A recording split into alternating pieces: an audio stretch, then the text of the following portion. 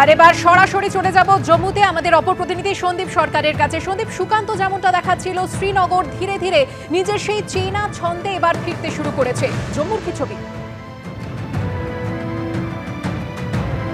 জম্মুতেও একই ছবি এবং জম্মুতে যেহেতু এই মুহূর্তে আজকে একদম অফিসের দিন, সেই কারণে স্বাভাবিকভাবেই রাস্তাঘাটে যান চলাচল স্বাভাবিক রয়েছে, দোকানপাট খুলেছে।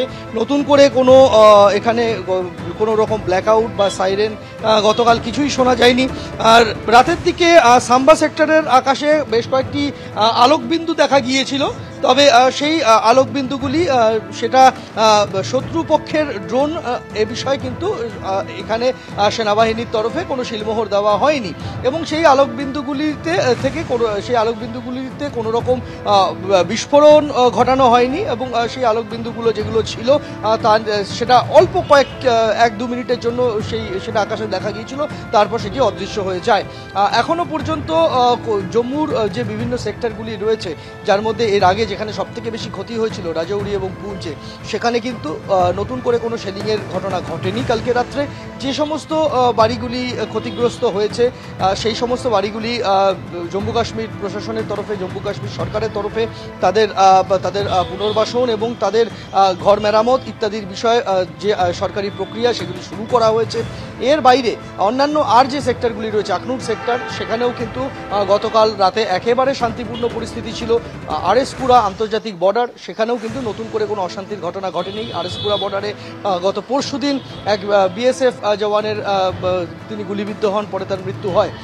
এখনো পর্যন্ত গতকাল রাত্রিটা আরও একেবারে শান্তিপূর্ণ কেটেছে। গোটা জম্মু সেক্টরের যতগুলি সীমান্ত রয়েছে, যতগুলি নিয়ন্ত্রণ রেখা বরাবর গ্রাম রয়েছে, কোনো জায়গাতেই কোনো রকম শেলিংয়ের খবর নেই।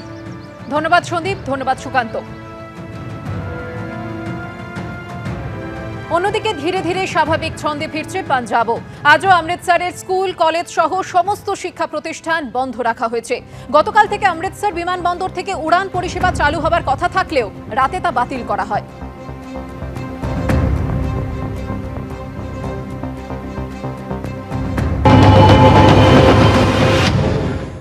মঙ্গলবার সকাল থেকে দেখা যাচ্ছে অমৃতসরে বিভিন্ন যে জায়গাগুলো রয়েছে, সেই সবকটা জায়গাতে পরিস্থিতি একেবারে স্বাভাবিক ঘোষণা করা হয়েছে প্রশাসনের তরফ থেকে।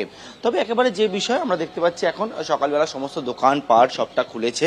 আর ঠিকই কিন্তু সোমবার দিন রাত্রেবেলা অমৃতসর, জলন্ধর, এর পাশাপাশি গুরদাসপুর, এই সকল জায়গায় নতুন করে অ্যালার্ট জারি করা হয় এবং রাত্রিবেলা বেশ কিছুটা সময়ের জন্য ব্ল্যাক আউটও ঘোষণা করা হয়েছিল। এই অমৃতসর চত্বরে বিভিন্ন জায়গায় দেখতে পাওয়া যায় সোমবার রাত্রিবেলা হঠাৎ করে ফের ব্ল্যাক আউট ঘোষণা করা হয়। তবে যে বিষয় প্রশাসনের তরফ থেকে বলা হচ্ছিল, সেটি হচ্ছে যে একেবারে যে কোনো রকমভাবে তাদের কাছে একটি অ্যালার্ট এসছে, যেহেতু তাই জন্য ব্ল্যাক আউট করা হচ্ছে, কিন্তু প্যানিক হতে নিষেধ করা হয় এবং বলা হয় যে একেবারে পরিস্থিতি স্বাভাবিক রয়েছে, কিন্তু তাদের কাছে যে একবারে সাবধানতা অবলম্বন করার জন্য সেই ব্ল্যাক আউট সেটা করা হয়েছিল।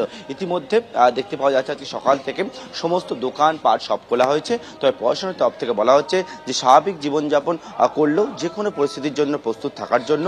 পাশাপাশি অমৃতসর চত্বরে বিভিন্ন যে জায়গা রয়েছে, সেই জায়গায় আজকে স্কুল, কলেজ, শিক্ষা প্রতিষ্ঠান সবকটি বন্ধ রাখার সিদ্ধান্ত নেওয়া হয়েছে প্রশাসনের তরফ থেকে। ক্যামেরা শ্যামল জানার সঙ্গে পার্থপ্রতিম ঘোষ, এবিপি আনন্দ, পাঞ্জাব।